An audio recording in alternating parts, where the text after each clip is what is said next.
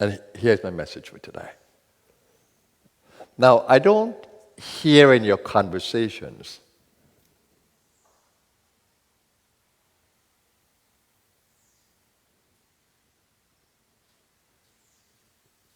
the cycle that happens in a collective sense, in a universal sense.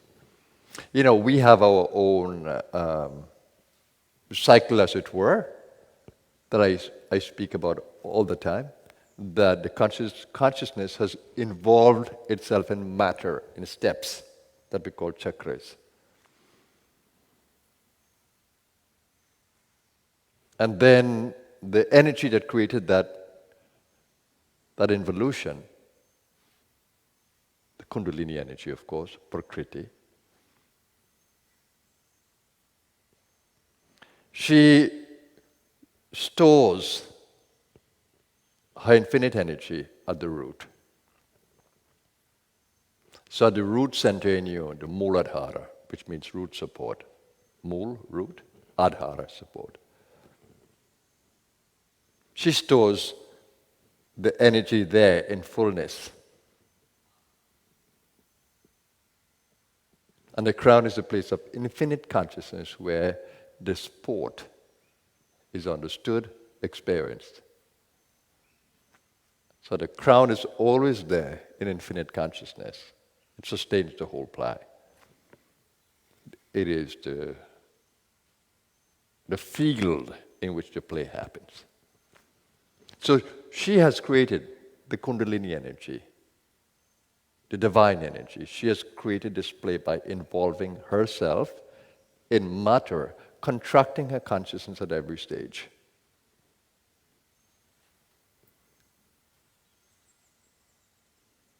From the subtle mental stage to the gross stage of matter, she has contracted her consciousness in steps. And those steps we call the chakras, those points. Now, when she stays there in the fullness of her energy, she's programmed to evolve back in consciousness, to fullness of consciousness, and that creates a play. The involution and bringing herself into ignorance, seemingly,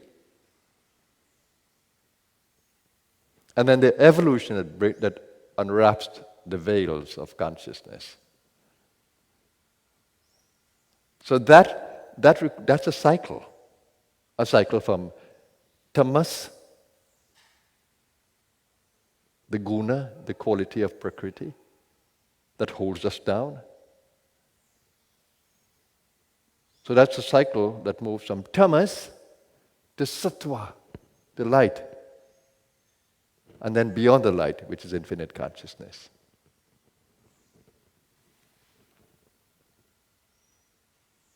Infinite consciousness can exist in darkness, where it withdraws its light and come into a collective deep sleep. It's called pralaya, collective deep sleep.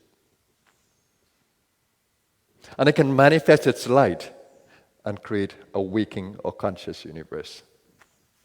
So in our individual self, we map that, how we can move from the root chakra of tamas to the light of the brow chakra and then beyond. We map that and we call it the spiritual journey. But what about the collective spiritual journey? We call those yugas, the cycle of yugas.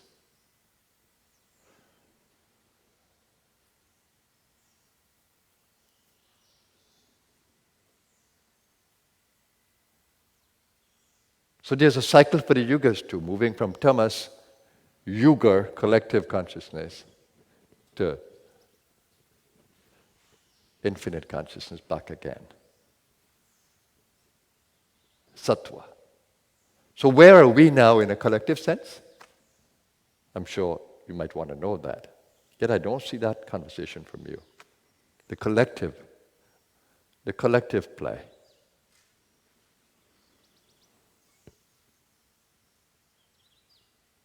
But that's important to me because I understand my assignment from that. So though I live in the Satyu consciousness, my individuality is held in Dwapara consciousness. Dwapara is the next one from the darkest yuga, which is called Kali Yuga. So we are in the beginning of Dwapara consciousness. So in Kali Yuga, there is only tamas. Ignorance prevails. Only tamas. So in a collective sense, it's a dark world, a dark universe. You find all those creatures who live in darkness, those huge creatures that exist in our world, they live in a tamasic existence, survival.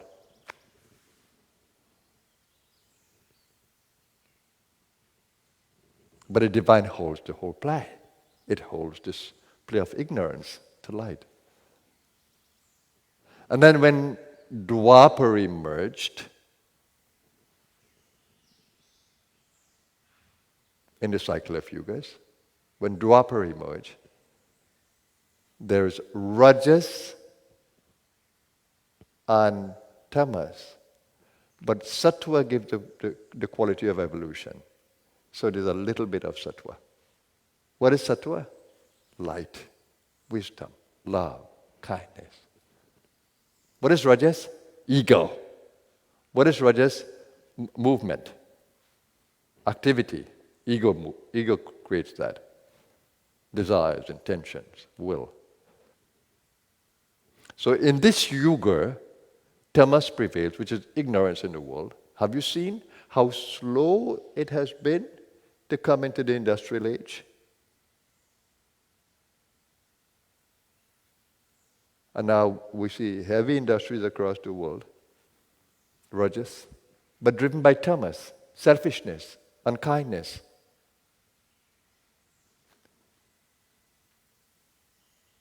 Human rights issue, equality issues, war. The epic of the Mahabharata, which is in the descending yugas, because you have a descending yuga to ascending yugas.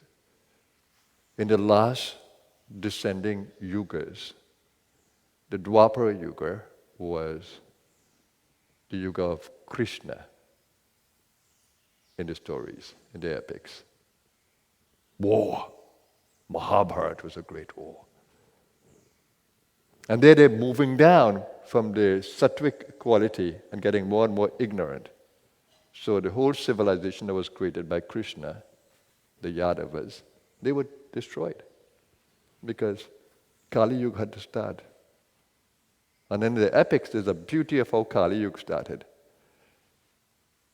When Kali came and had a discussion with the last king, and he had to accept that Kali came and said, "I have to come."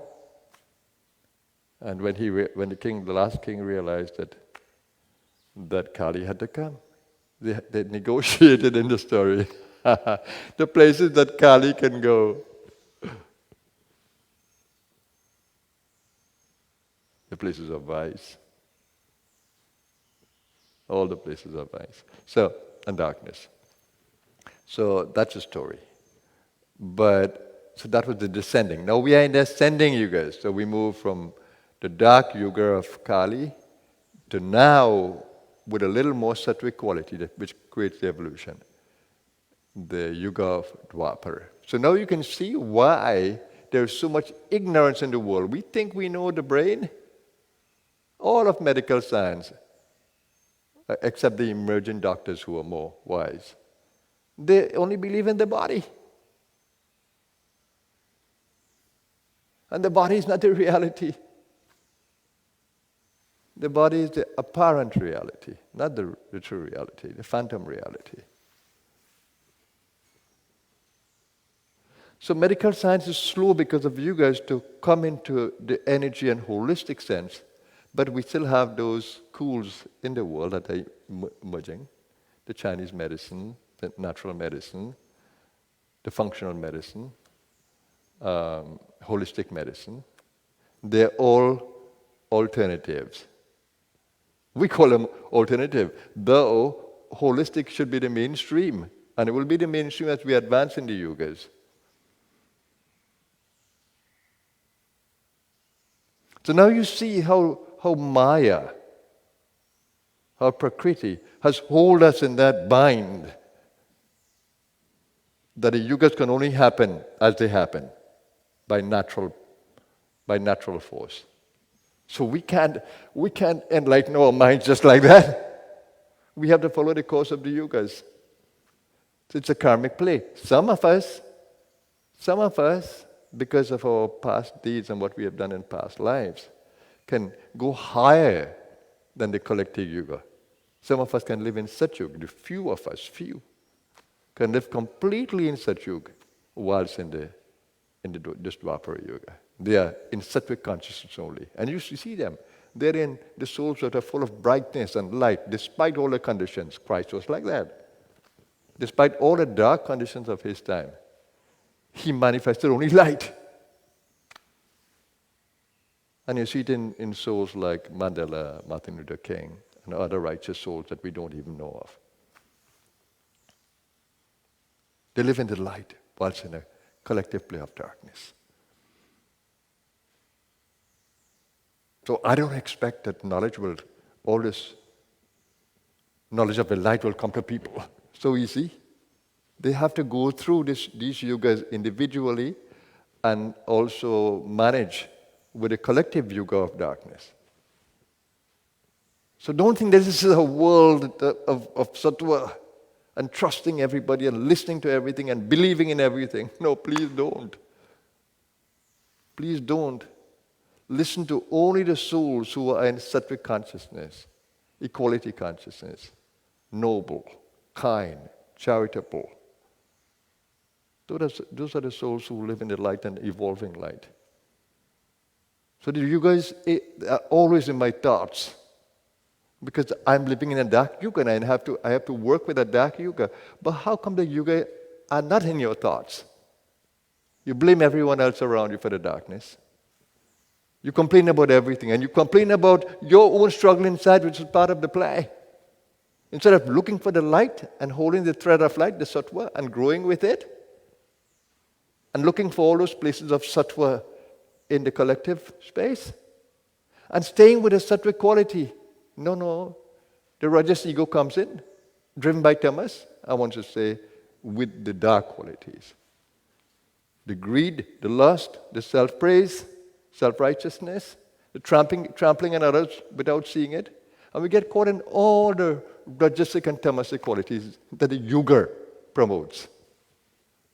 No, it takes a little more work to follow the sattvic qualities in such a dark yuga. And so the practices, the spiritual practices, need to be stronger. That's why we are told, chant in the yuga, build the energies that you can avoid the darkness. Follow the masters, follow the light.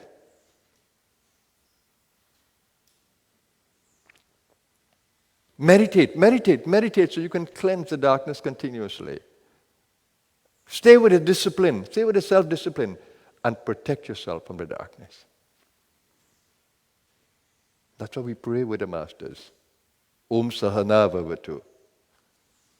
May we be protected together from the dark qualities of the yuga. Sahana Bhunaktu. May we be nourished by the light within us. Sahaviryam Karavavahe. May we stay strong together in the light. Tejasvina Vaditamastu. May our knowledge be not in darkness, but in light.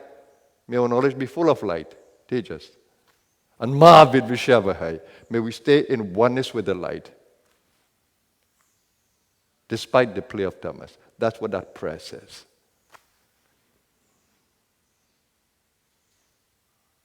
So when we understand what the world is, we don't complain anymore, but we look for the thread of sattva. And we have to be careful, because in a yuga like this, that is driven by rajas and tamas, we have all those wolves who try to behave like sheep.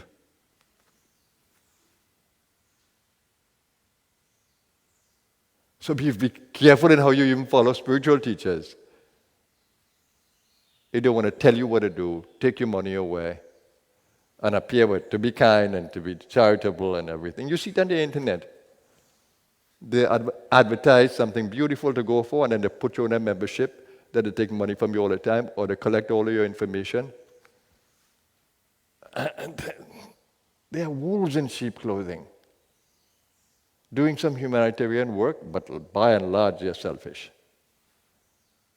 If we had a world of equality, we'll be so charitable that we will make sure that everybody is fed, everybody is clothed, everybody is educated. Every political system is governed by light, not darkness. And we'd remove the boundaries across our world and welcome everyone and feed everyone, be kind to everyone and educate everyone. That's how our world should be. But we don't have that at this moment. So what do? Live by our highest intelligence. Use our intelligence, our buddhi, to see the darkness that is around. See the heavy influences around. Oh my goodness. What a world. That's all I can say. And I try to create a space of light, like many communities across the world, where we can be protected by the light.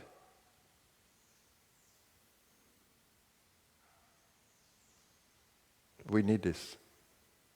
This is part of the play, that we souls who live in the light continue to strengthen our light and not be driven by the darkness. But I'll be so happy with it when your collective conversation has the idea of the influence of the universe around us. You go in the supermarket, you see it. Wonderful messages about how great the food is. When you look in the fine print, you see what is there. A lot of the processed things. Same with the medicines. Great medicines, you see it advertised all the time. But be careful. If you have this, don't take it. The medicines of today come with such side effects, but the medicines of nature don't.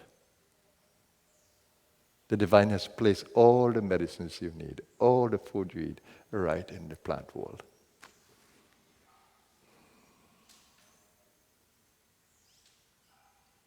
So as we ascend the yugas naturally, there'll be more and more information, there'll be more and more light. But whilst we are in the heaviness of the yugas, we need to protect ourselves and stay in the light. Our individual consciousness and energy needs to be different. So I just wanted to say that to you today, because I see the darkness everywhere around me. And I try to strengthen all of you who are with me to stay in the light. And I will continue to do that. That's my role.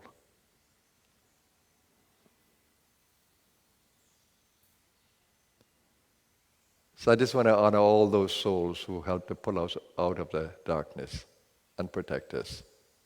All the great masters, all the evolved souls who sacrificed their freedom and higher consciousness to come into this yoga and to support and to stay together and to build these centers of light. I salute those souls. May we all be those souls. Have a blessed Sunday, everyone. Namaskar.